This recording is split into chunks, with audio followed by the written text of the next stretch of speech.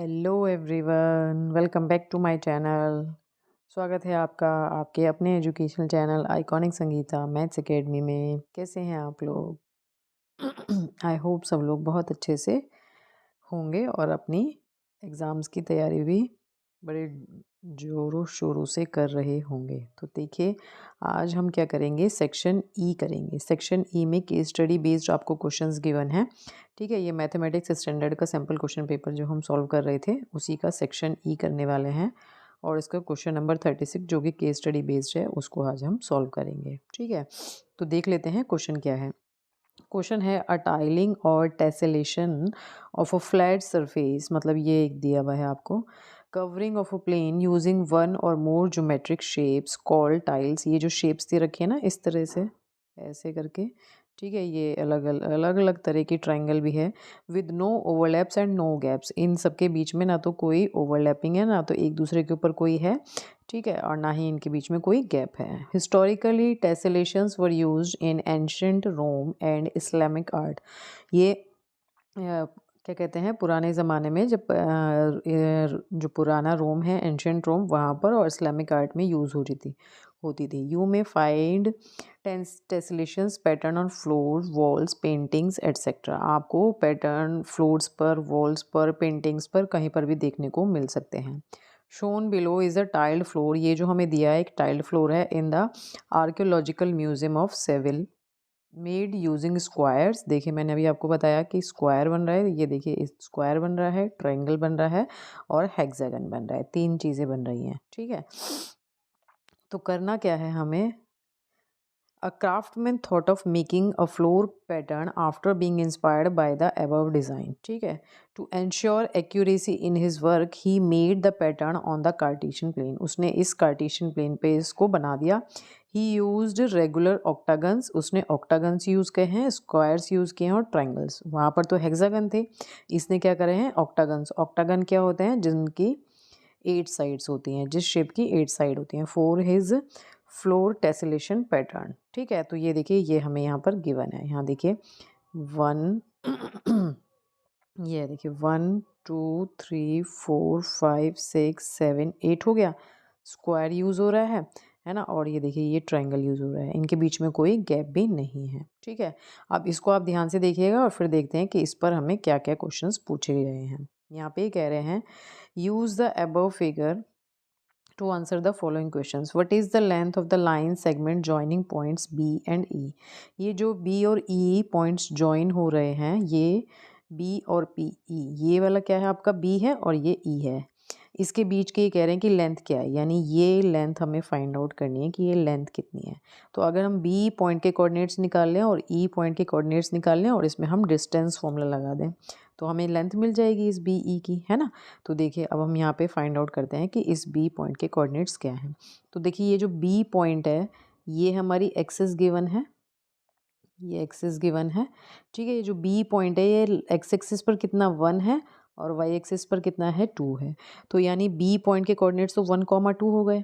अब ई उसी के ऊपर सीधे जा रहा है ना।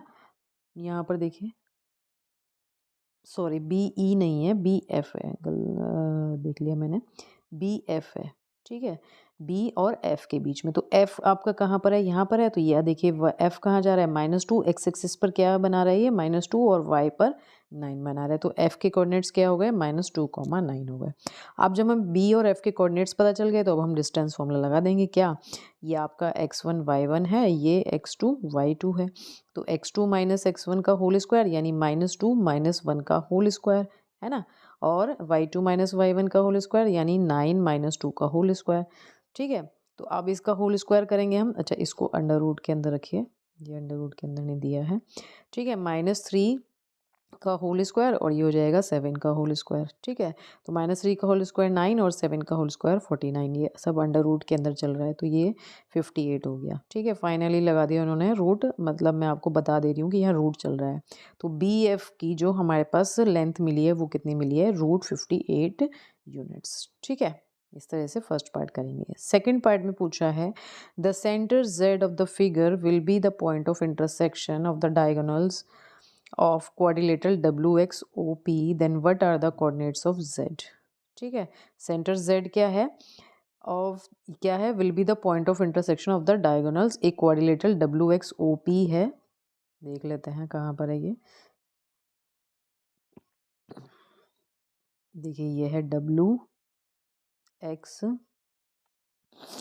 ठीक है, OP, ये हमारा क्या है, एक क्वाड्रिलेटरल है। इसके ये कह रहे हैं कि अगर हम ऐसे डायगोनल्स मिला दें, ऐसे बना देते हैं, तो ये जो पॉइंट ऑफ इंटरसेक्शन है, इस पॉइंट ऑफ इंटरसेक्शन को Z मान लिया इन्होंने और इसके हमें अब यहाँ पर कोऑर्डिनेट्स बताने हैं। तो देखिए जो हमारा X पॉइंट है, X पॉइंट के कोऑर्डिनेट्स क्या होंगे, यहाँ से देखिए ये 1 2 3 4 पर आ रहा है ना, और Y पर है नहीं है, तो -4, 0 X के कोऑर्डिनेट्स हो जाएंगे।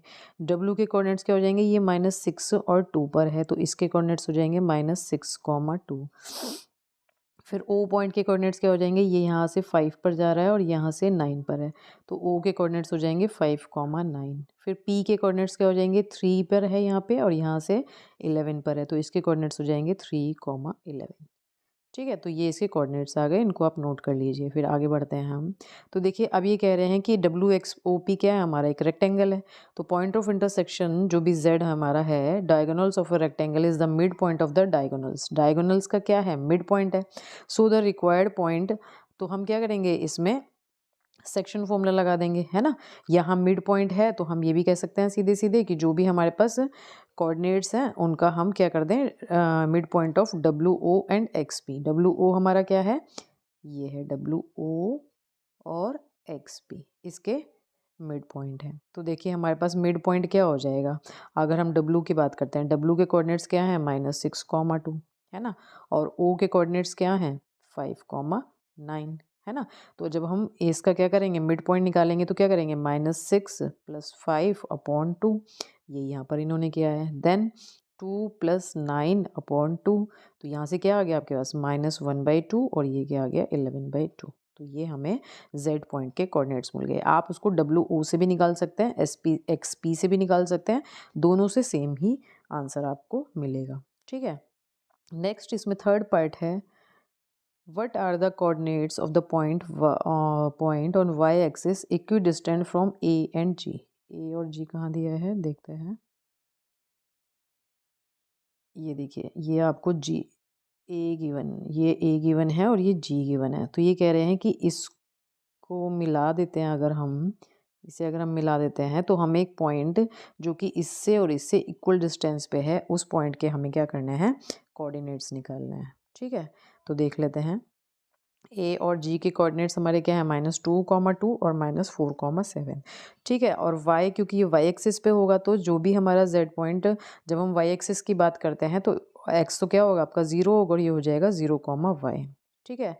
अब क्योंकि ये क्या है, इक्वी डिस्टेंस है, ये ए है सपोज और ये जी है, और ये जेड पॉइंट क्या है, इक्वल डिस्टेंस पे है, तो A Z is equals to Z G होगा या नहीं होगा।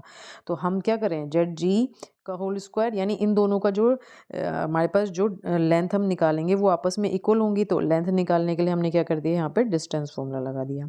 तो अच्छा यहाँ पे ये रूट हट नहीं लगा रहे हैं, तो यहाँ पे ये क्या हो जाएगा, जब हम ए जेड लेंगे तो ए हमारे पास क्या है, -2, 2 और जेड क्या है, 0, तो जब हम ए जेड डिस्टेंस निकालेंगे तो 0 -2 और y -2, तो ये हो गया।